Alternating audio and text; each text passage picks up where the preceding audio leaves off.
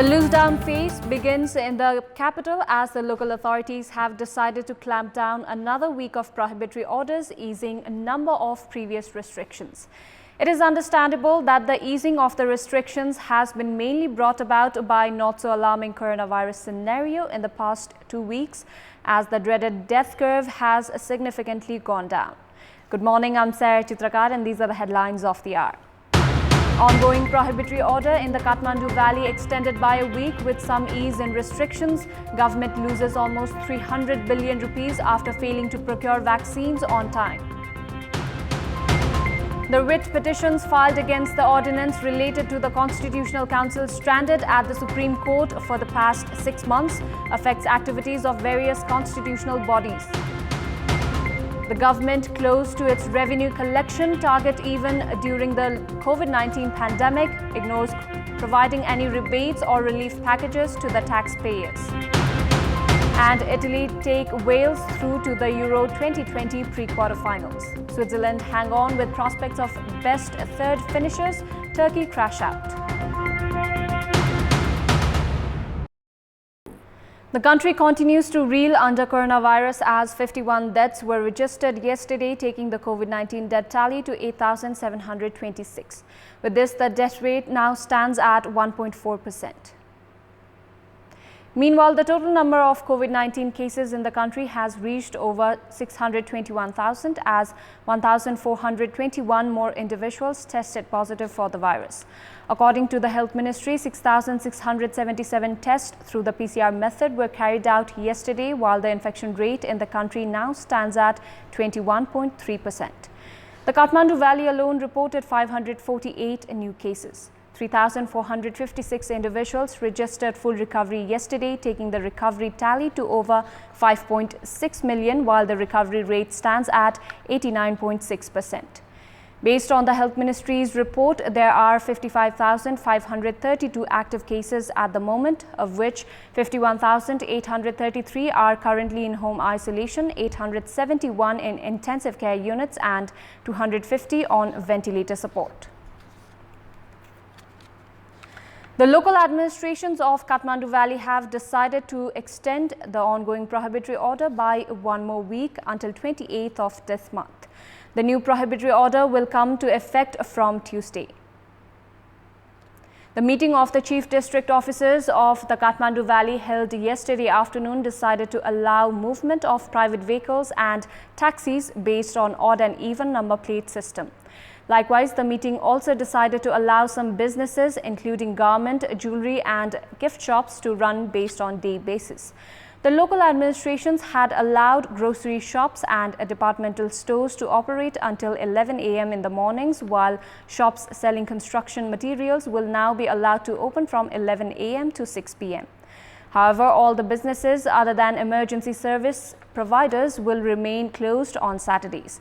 Likewise, government offices other than those in emergency sectors will provide their services on every alternative day. The government has been extending the ongoing prohibitory order after failing to manage vaccines on time, resulting in financial loss. The government has already lost around 300 billion rupees during the prohibitory order that began from 29th of April due to its own reluctance in procuring vaccines worth 30 billion rupees. The government inoculated 2.5 million people with the first dose of COVID-19 vaccines, while only 731,000 people have received the second dose that were received from India, China under COVAX scheme. The government, which had set a target to vaccinate 72% of the total population of 21.6 million people, has merely procured 1 million vaccines so far from India's Serum Institute, spending 473 million rupees. The government could have managed with a budget not exceeding 30 billion rupees if it had taken initiatives to procure vaccines for all in the beginning. This has created uncertainty of vaccines for the rest of population. Health experts have been reiterating that the risk of coronavirus is very nominal to those who have already received both the doses. Many of the developed countries have gradually returned to normalcy after vaccinating their population. Experts have pointed out the government has been extending the prohibitory order after failing to timely procure the required quantity of vaccines, resulting in huge financial losses and also crippling public life. Experts have urged the government to put maximum effort to procure vaccines instead of waiting for assistance from donor countries to avoid further financial loss. The Prime Minister, KP Sharma Oli, despite being criticized from all quarters, had recommended appointing officials in 52 vacant constitutional posts based on the newly introduced ordinance related to the Constitutional Council. The Ordinance Dispute has even affected the activities of the constitutional bodies and now as all the related cases are under consideration at the court.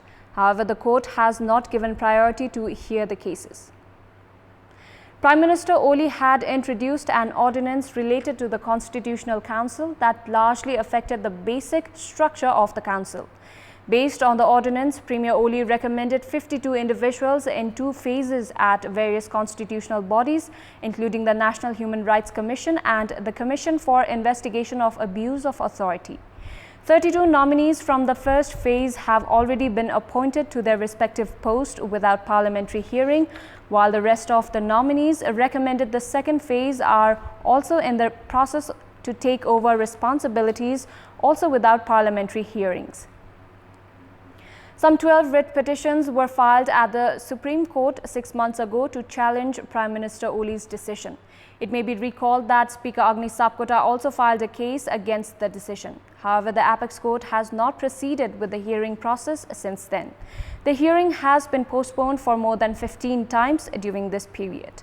The activities of these constitutional bodies have now been questioned due to the delay in finalizing the case related to these constitutional entities. Experts opine that such a delay would directly affect the credibility of these independent bodies of the state, which are responsible in monitoring government activities.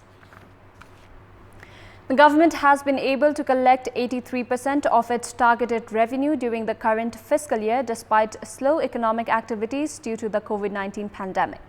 Officials have been claiming of meeting its target after the government extended the deadline to pay taxes and financial activities, trying to surge back with the decrease in coronavirus infection rate. However, the government has not provisioned any rebates or relief packages for the taxpayers who have been largely affected by the pandemic. We have more in this report. The Inland Revenue Department collected 348.48 billion rupees in revenue in the 11 months of the current fiscal year. This is 80% of the targeted 450.34 billion rupees. The department collected 33.99 billion rupees alone in the 10th month of the current fiscal year. However, the department collected only 17 billion rupees, around half of the targeted 33 billion rupees revenue last month due to prohibitory orders imposed in most parts of the country from the last week of April. The Inland Revenue Department officials, meanwhile, have been claiming that it would be able to meet the target as the government has extended the time period to pay taxes and financial activities have started to increase due to the decrease in the coronavirus infection rate. Likewise, the Customs Department collected revenue of 401 billion rupees, which is 86% of the total target till the end of the 11th month of the current fiscal. The department has revenue collection target of 462.26 billion rupees during this fiscal year. However, the government has not been able to collect even half of their targeted 98.8 billion rupees of non-tax revenue so far. The government still needs to collect revenue of 194 billion rupees out of 1.011 trillion rupees. Although the second wave of the pandemic gripped the country only from the 3rd week of April, the country's economic activities were largely affected throughout the year.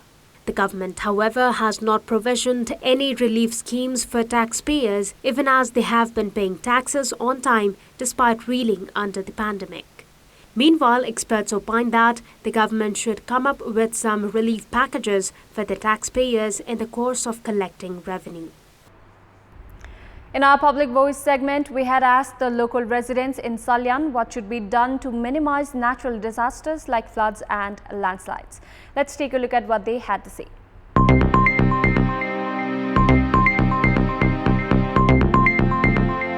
नाङ्गो डाँडाहरूमा वृक्षारोपण गर्नु पर्यो अनि छोटो खनिजको तारजारीको व्यवस्था गर्नु पर्यो। बाढी पहिरोको अवस्था अनुसार त्यहाँ चाहिँ भूक्षयको चेक ड्याम बनाउन सकिन्छ, त्यसमा चाहिँ बायो इन्जिनियरिङको स्ट्रक्चर बनाउन सकिन्छ। बाटोघाटो खनेको ठाउँहरूमा वृक्षारोपण गर्ने। अब यस्तो गर्दाखेरि अब यो पहिरो जाने अनि भुचे यस्तो आउनेबाट बच्न सकिन्छ। जताभावी सडक खन्न भएन, सडक खनेको उसमा पनि वृक्षारोपण गर्नु पर्यो। नाङ्गा डाँडाहरूमा वृक्षारोपण गर्नु पर्यो अनि जताभावी त्यतै सडक खन्न नदिनु पर्यो।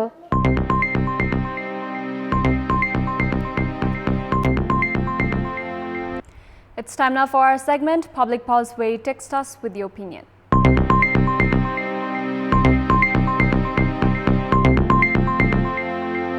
Here's the question: what's your say on reaching close to the revenue collection target even during the pandemic?